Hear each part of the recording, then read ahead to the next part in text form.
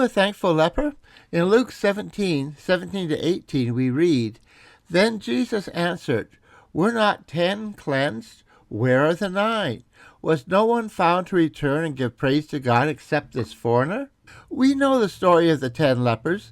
The men were outcasts from society through no fault of their own, yet it was for society's protection. They had a contagious disease that could not be allowed to spread. The only people they could have contact with were other lepers. Their lives were painful and hopeless. They were cut off from their family and friends. 9 of these men were Israelites, and 1 was a Samaritan. But political differences didn't matter. A common problem bound them together. It is amazing how a common problem or enemy can cause us to work with people we don't like. Self-interest can remove barriers. A famous example of this in a negative way is where Pilate and Herod, who hated each other, became friends over their shared problem with Jesus. Somehow these lepers heard about Jesus.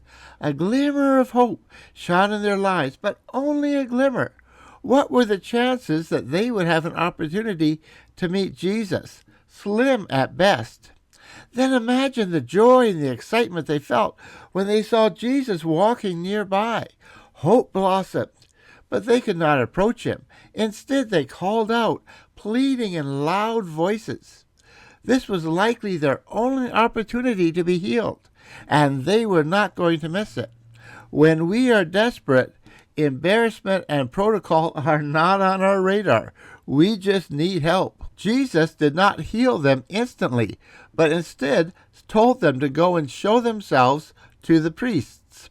This was an act of faith on their part. By showing themselves to the priests, they were declaring that they were clean and just needed his confirmation before they could rejoin their families and society. Somewhere on their way to Jerusalem, they were healed. Imagine the joy. Now they could go back to their families, love their wives, hold their children, enjoy their friends. How would you have felt in their place? Was only one of the lepers thankful? No, they were all thankful, but only one made Jesus his priority. Only one person placed Jesus ahead of that longed-for reunion with family and friends. Only one person cared enough to thank the person who had healed him. And he wasn't even an Israelite.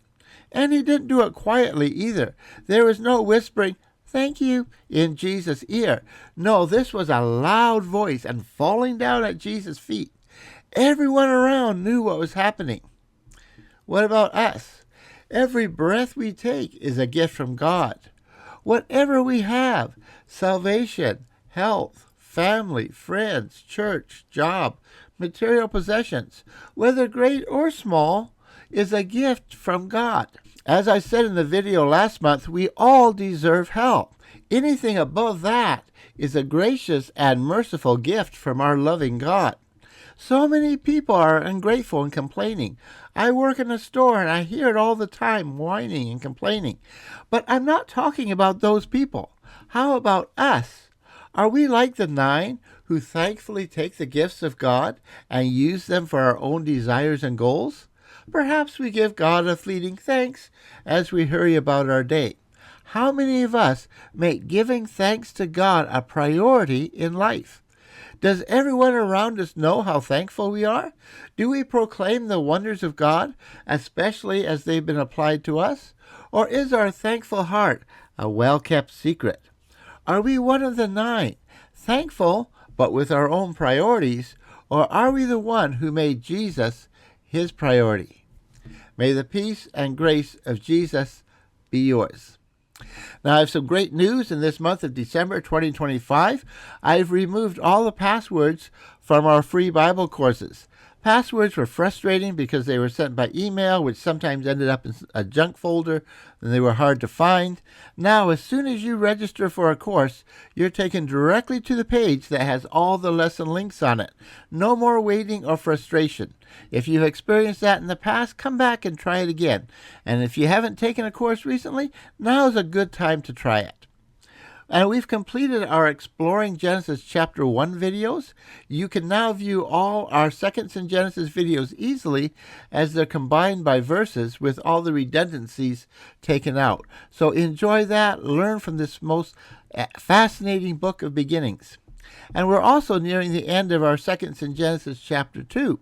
I hope you've been taking the time, only 60 to 90 seconds, to listen, like, and share these videos. If you haven't subscribed to our YouTube channel for this daily encouragement, what are you waiting for? Do it now. May the peace and grace of Jesus be yours.